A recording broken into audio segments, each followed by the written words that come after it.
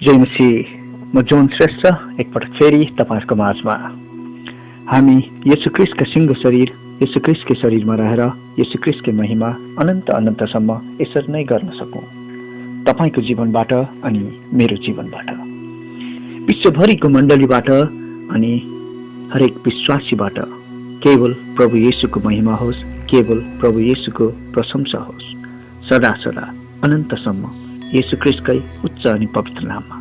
आमेन। आउनुस् आज फेरि वचनतिर लागौं। आजको वचनको शीर्षक छ नयाँ वस्तु। साँच्चै नै नयाँ वस्तु, नयाँ चीजसँग कति उत्साहित हुन्छौं हामी। तपाईले मेरो आवाज सुन्दै गर्नुभएको मोबाइल किनेको दिन याद गर्नुभएको छ? जुन दिन तपाईले पहिलो पटक यो मोबाइल किनेर ल्याउनु भयो, जुन दिनमा तपाई एक किसिमको भित्र एक किसिमको उत्साह अनि हर्षित हुनुहुन्थ्यो। यो मोबाइललाई सायद केही दिन त अलिकता दाग लागि पनि पुस्ने गर्नु भएको थियो होला। राति सुत्दा पनि कतै नकोरियोस् नखोसोस् भन्ने ठाउँमा तपाईले सुरक्षित राख्नु भएको थियो होला। तर अलि दिनपछि, सायद केही महिनापछि तपाईको त्यो मोबाइलसँग गर्ने व्यवहार कस्तो भयो? कति पटक पुस्नु भयो फेरि, अनि कति पटक बेवास्ता गरी छोड्नु भयो? कहिलेकाहीँ त बाहिर जाँदा घरमै राखेर भुली हिँड्नु भएको समय पनि होला यो मोबाइलसँगको व्यवहार। नयाँ दिनमा किन्नु भएको जस्तो व्यवहार छ त तपाईको यो मोबाइलसँग आज? यो परिवर्तन किन यो मोबाइलसँगको व्यवहारमा? के यो मोबाइल अब पुरानो भयो? के तपाईको मन भरियो? के तपाईलाई नयाँको चाहना भयो? कि मोबाइल आफैले काम भने जस्तो गर्न छोड्यो? के मोबाइलमा परिवर्तन केही आयो कि भनेर, या तपाईको व्यवहार त्यो मोबाइल प्रति परिवर्तन भयो? केही न केही त अवश्य भएको छ। तर जे होस्, मोबाइल त एउटा वस्तु मात्रै हो। जुन चीजलाई तपाईले किन्नु भयो अथवा तपाईलाई कसैले ल्याइदियो, यसमा त केही बिग्रिए पनि सजिलै मर्मत गर्न सकिन्छ, वा भनौं नयाँ खरिद गरेर यो पुरानालाई मिल्काउन सकिन्छ। मेरो आजको वचन मोबाइलको लागि होइन। आज मेरो वचन नयाँ वस्तुमा मात्र सीमित छैन। आज तपाईको श्रीमान श्रीमती बीचको व्यवहार कस्तो छ?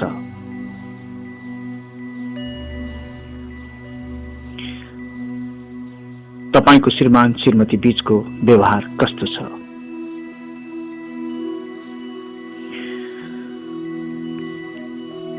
प्रश्न गर्ने कुनै अधिकार छैन मलाई तपाईको व्यक्तिगत कुरालाई लिएर। तर तपाईकै आफ्नै आत्मिक दाजु अथवा भाइ भएको कारणले गर्दा मेरो आत्मिक दाजु भाइलाई, दिदी बहिनीलाई यो सम्बन्धको बारेमा म केही उत्साह, केही सोध्न चाहन्छु अनि केही देखाउन चाहन्छु। आज कतै यो व्यवहारमा मात्र सीमित त छैन, कतै यो सम्बन्ध पुरानो भयो जस्तो, काम गर्न छोडेको जस्तो भएको त छैन। तपाईँ मेरो आफ्नै दाजुभाइ दिदीबहिनी हुनुभएकोमा, यसु ख्रीष्टमा तपाईँ मेरो दाजुभाइ दिदीबहिनी हुनुभएकोमा म यस्तो हेर्न सक्दिनँ तपाईँको जीवनमा भए पनि। म तपाईँलाई फेरि झकझकाउन चाहन्छु। तपाईँले मेरो आवाज सुन्दै गर्नु भएको छ भने एक्लै बसेर सुन्नुहोला।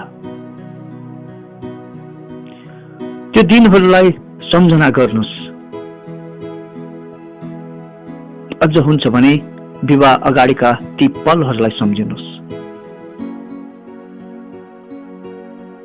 विवाह गर्नु अगाडि तपाईँको आफ्नोलाई घरेलु लुगामा मात्र देख्दा पनि स्वर्गबाट बर्सिएको आशिष चाहिँ लाग्थ्यो होला। म फेरि दोहोऱ्याउँदैछु तपाईँलाई, विवाह अगाडि तपाईँले देख्नुभएका तपाईँको आफ्नो मान्छेलाई घरेलु लुगामा देख्दा पनि स्वर्गबाट बर्सिएको आशिष चाहिँ लाग्थ्यो होला तपाईँलाई। फेरि आज बाहिर जाने पहिरन लगाएर पनि तपाईँको अगाडि उभिँदा पनि कुनै वाक्य निस्किँदैन। किन होला? केमा फरक आयो?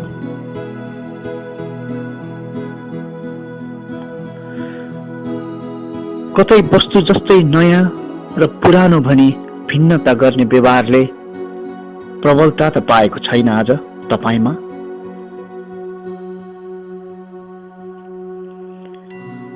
साँच्चै नै त्यो व्यवहारमा प्रबलता आएको भए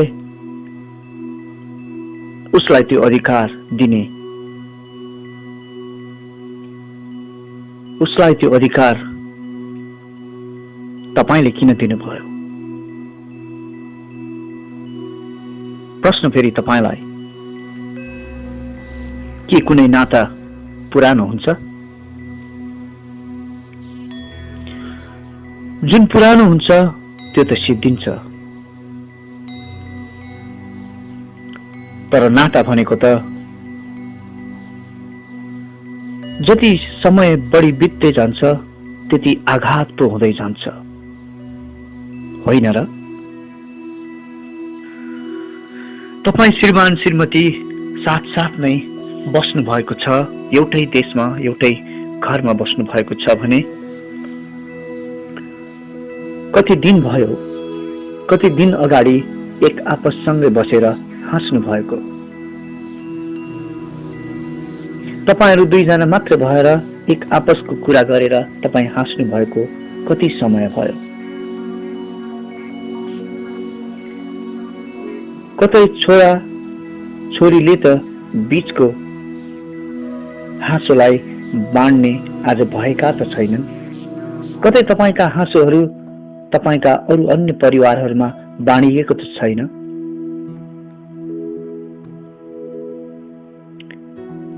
अवश्य हामी बच्चाहरूलाई धेरै धेरै प्रेम गर्छौं। छोरा छोरी हामीलाई त्यति नै प्रिय छन्, तर के प्रेम बाँडेर कहिले प्रेममा खडेरी लागेको देख्नु भएको छ? के प्रेममा कहिले खडेरी लाग्छ र? फेरि यो प्रेमको हाँसोमा कसरी खडेरी लागेको छ? आज म तपाईलाई फेरि प्रश्न गर्दैछु। आज एक आपसमा मिठो बोल्नलाई कतै शब्दहरू सापट नै लिनुपर्ने त अवस्था आएको छैन। आज यस्तो अवस्थामा पुग्नु भएको छ भने म तपाईलाई उत्साह दिन चाहन्छु। मलाई र तपाईलाई प्रेम गर्ने परमेश्वर आज पनि जिउँदो हुनुहुन्छ र भोलि पनि जिउँदो नै हुनुहुनेछ। जिउँदो परमेश्वरले प्रेम गरेका जनहरू तपाईं अनि म, प्रेम गरेका जनहरू। अगाप्य प्रेम गरेका जनहरू तपाईं अनि म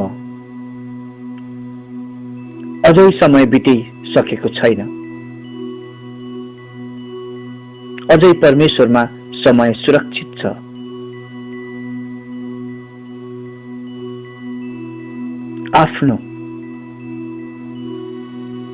आफ्नो यानी आफ्नै श्रीमती वा आफ्नै श्रीमानलाई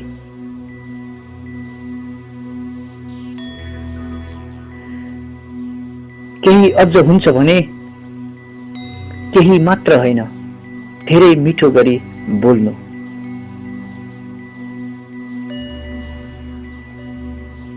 आजै प्रयत्न गर्नुहोस्, कोसिस गर्नुहोस्। यो नसोच्नुहोस् यस्तो जाबो यो मान्छे कहिल्यै परिवर्तन हुँदैन भनेर। यस्तालाई के बोल्नु नभन्नु। आज म किन पो झुक्ने नसोच्नुहोस्।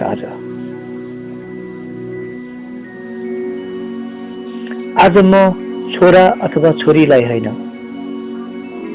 आफ्नो श्रीमान वा आफ्नो श्रीमतीलाई मात्र समय दिन्छु भनी समय छुट्याउनु होला। मैले अरू नाताहरू धमिलिए चिचिए भनेको होइन। हामी साथ साथ बसेर पनि एक आपसलाई कहिलेकाहीँ मूल्याङ्कन गर्न नै बिर्सन्छौँ। अमूल्यका नाताहरूलाई धमिलो आँखाले हेर्दा धमिलै देखिन्छ। यसमा दोष नातालाई होइन, त्यो त आँखा धमिलो भएको कारणले गर्दा पनि नदेखिएको हो। आउनुहोस्, यो धमिलो आँखालाई येशूको रगतले धौँ आज, येशूको प्रेमले धौँ आज, येशूको नामले धौँ आज। आज म किन झुक्ने नभन्नु। तर यदि तपाईको विवाह भएको छैन भने यो वचन त मेरो लागि होइन भने नरोकिनुहोस्। मनमा साँचेर राख्नुहोस्। आफ्ना अरू सम्बन्धमा लागू गर्नुहोस्। परमेश्वरको महिमा होस्। के तपाईँ प्रवासमा बस्नुहुन्छ? प्रवासमा बस्नुहुन्छ भने आज सबै आफ्ना भन्नेहरूलाई एक ठाउँमा राखेर, हजुर म फेरि दोहोऱ्याउँदैछु तपाईको लागि, म तपाईसँग बोल्दैछु। आज तपाईँ प्रवासमा बस्नुहुन्छ भने आज सबै आफ्ना भन्नेहरूलाई एक ठाउँमा राख्नुहोस्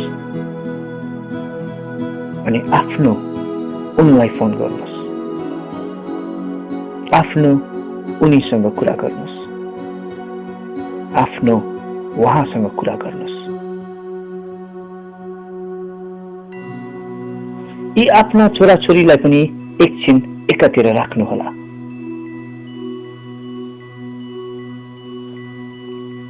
किनकि यी प्रिय छोराछोरी पनि ती आफ्ना पछि मात्रै जीवनमा आएका थिए।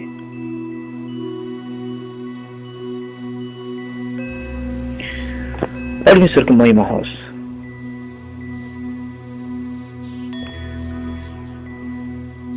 परमेश्वरको हरेक चीजको, हरेक दिनको, हरेक सासको उहाँमा आफ्नै किसिमको योजनाहरू छन्। हामी कति पटक आफ्नो मोबाइलमा, आफ्नो फेसबुकमा, अझ भनौँ घरमा, अफिसमा, गाडीमा आफ्नो छोराको, आफ्नो छोरीको फोटोहरू राख्छौँ। के तपाईले अनि मैले भुलेकै हो त यो छोरा र छोरी हामी श्रीमान श्रीमतीबाट आएको भनेर परमेश्वरले दिनुभएको? फेरि त्यो श्रीमानको फोटो खै, फेरि त्यो श्रीमतीको फोटो खै त? जसले 9 महिना कोखमा राख्यो उसको फोटो त राख्नु भएको छैन कि क्या हो? अनि जुन श्रीमानद्वारा यो छोरा अथवा यो छोरी आएको छ उनको फोटो कतै बिर्सिएछ कि छुट्टेछ कि क्या हो? मैले आफ्नो छोराछोरीलाई प्रेम नगर्नु भनेको होइन। यसको तात्पर्य अर्कै ननिकाल्नु होला। तर आफ्ना ती उनलाई कहाँ राख्दैछौ? परमेश्वरले दिनुभएको यो सम्बन्धलाई कसो गर्दैछौ?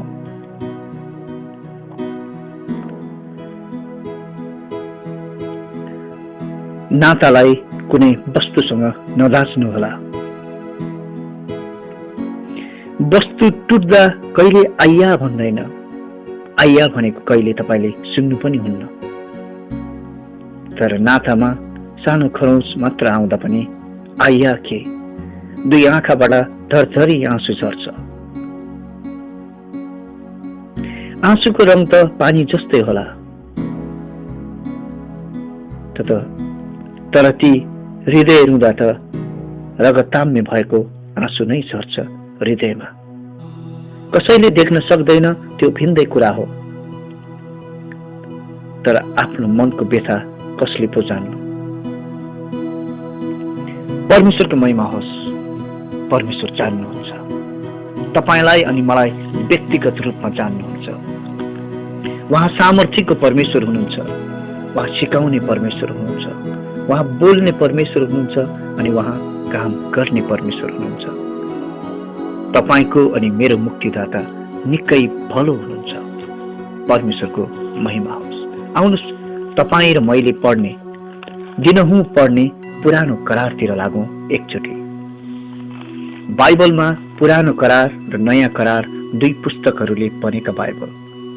आज तपाईलाई म पुरानो करार अनि निरन्तर पढ्ने नयाँ करार अनि येशू ख्रीष्टको पुनरुत्थानपछि लेखेका वचनबाट हामी तपाई अनि तपाईको श्रीमतीसँगको, तपाई अनि तपाईको श्रीमानसँगको, म अनि मेरो श्रीमतीसँगको नातालाई एकचोटि बाइबलकै आँखाद्वारा, प्रभुकै आँखाद्वारा, परमेश्वरकै नजरबाट एकपटक हेरौं, सुनौं, मनन गरौं, मनमा राखौं अनि व्यवहारमा उतारौं। परमेश्वरको फेरि महिमा होस्। पुरानो करारको पहिलो पुस्तक उत्पत्तिको 2:24 तिर लागौं। यसै कारण मानिसले आफ्ना आमा बाबुलाई छोड्छ र आफ्नी स्वास्नीसँग मिलिरहन्छ र तिनीहरू एउटै शरीर हुन्छन्। परमेश्वरको महिमा होस्। पुरानो करार उत्पत्तिको 2:24 लेखेका यी वचनलाई नयाँ करारतिर एकचोटि हेरौं। पुरानो करारमा उत्पत्तिको पुस्तक पहिलो पुस्तक, नयाँ करारमा मत्तीको पुस्तक पहिलो पुस्तक। हामीले भर्खरै उत्पत्तिको पहिलो पुस्तकमा पुरानो करारको पहिलो पुस्तकबाट श्रीमान श्रीमतीको कुरा हेर्यौं। आउनुहोस् नयाँ करारको पनि पहिलो पुस्तक मत्तीबाटै हेरौं, 19:4बाट। तर उहाँले भन्नुभयो, येशू ख्रीष्टले भन्नुभयो, के तिमीहरूले पढेका छैनौ? सृष्टिकर्ताले तिनीहरूलाई सुरुमा नै नर र नारी बनाउनु भयो र भन्नुभयो, यसै कारण मानिसले आफ्ना बाबु र आमालाई छोडेर आफ्नी स्वास्नीसँग मिलिरहन्छ र ती 2 जना एउटै शरीर हुनेछन्। ती अब 2 होइनन् तर एउटै शरीर हुन्छन्। यसकारण परमेश्वरले जसलाई एकसाथ जोड्नु भएको छ त्यसलाई कुनै मानिसले नछुट्याओस्। परमेश्वरको महिमा होस्। येशू ख्रीष्टको पुनरुत्थानपछि फेरि यो वचनलाई हेर्न सकिन्छ। येशू ख्रीष्टको पुनरुत्थानपछि पावलले लेखेको एफिसीको पुस्तक 5:31 यसकारण मानिसले आफ्ना बाबु आमालाई छोडेर आफ्नी स्वास्नीसँग मिलिरहन्छ र ती दुवै एउटै शरीर हुनेछन्। यो एउटा गम्भीर रहस्य हो अनि यो कुरा म ख्रीष्ट र मण्डलीको सम्बन्धमा बोल्दछु। जे भए पनि तिमीहरू हरेकले आफ्नी पत्नीलाई आफैलाई झैं प्रेम गर। जे भए पनि तिमीहरू हरेकले आफ्नी पत्नीलाई आफैलाई झैं प्रेम गर। जे भए पनि तिमीहरू हरेकले आफ्नी पत्नीलाई आफैलाई झैं प्रेम गर र पत्नीले पनि आफ्ना पतिको आदर गरोस् र पत्नीले पनि आफ्नो पतिको आदर गरोस्। परमेश्वरको महिमा होस्। आज यो पवित्र वचनले तपाईलाई अनि मलाई केही सिकाएको छ। साँच्चै नै हर दिन, हर प्रहर, हर सासमा यो पवित्र वचनले तपाईलाई अनि मलाई नयाँ जीवन जिउन सिकाउँछ। परमेश्वरको महिमा होस्। अब यी परमेश्वरले नै दिएको सम्बन्धहरूलाई प्रार्थनाको साथ अघि बढौं। आउनुहोस् म छोटो प्रार्थना पनि गर्छु। हे स्वर्ग अनि पृथ्वीका मालिक पिता परमेश्वर, हामी तपाईको उपस्थितिमा आएका छौं। हे पिता परमेश्वर, येशू ख्रीष्टको उच्च अनि पवित्र नाममा मत्तीको 18:19 र 20 दावा गर्दै तपाईको उपस्थितिमा रहन्छौं। तपाई हाम्रो प्रार्थना सुन्नुहुने परमेश्वर, तपाई हामीलाई उत्तर दिनुहुने परमेश्वर अनि येशू ख्रीष्ट हाम्रो साथमा हुनुहुन्छ। जब येशू ख्रीष्ट नै हाम्रो साथमा हुनुहुन्छ भने को हाम्रो विरुद्धमा खडा हुन सक्छ? येशू ख्रीष्टले नै बहाउनु भएको आलो रगतले म, मेरो परिवार अनि तपाई अनि तपाईको परिवारलाई हामी ढाक्दछौं। जुन कुरा परमेश्वरबाट होइन ती कुरालाई जरैबाट उख्लेर जा अनि नष्ट भइजा भने येशू ख्रीष्टकै उच्च अनि पवित्र नाममा आज्ञा दिन्छु। अनि येशू ख्रीष्टकै उच्च अनि पवित्र नाममा पिता परमेश्वरसँग प्रार्थना गर्दछु कि तपाईँ र मेरो जीवनमा पवित्र आत्माले पूर्ण रूपमा भरिएर ओगटेको होस्। अब हाम्रो हिसाबले होइन, परमेश्वरको अनुग्रहमा, परमेश्वरको हिसाबले हाम्रो जीवन चलोस्। हाम्रो जीवनमा आउने हरेक आशिष अनुग्रहले केवल परमेश्वर पिताको महिमा होस्, उहाँको जय जयकार होस्। हर कुरा शान्तिमा, सुरक्षामा, उहाँको असल योजनामा यो जीवन बितेको होस्। येशू ख्रीष्टकै उच्च अनि पवित्र नाममा आमेन, आमेन, आमेन। परमेश्वरले तपाईको जीवनमा, तपाईको परिवारमा, म र मेरो परिवार, हामी सबैको परिवारमा अनुग्रहमाथि अनुग्रह थप्नु भएको होस् अनि तपाईँ र मेरो जीवनमा उहाँले ल्याउनु भएको अनुग्रहबाट उहाँकै प्रशंसा अनि महिमा भएको होस्। येशू ख्रीष्टकै उच्च अनि पवित्र नाममा amen. God bless you all.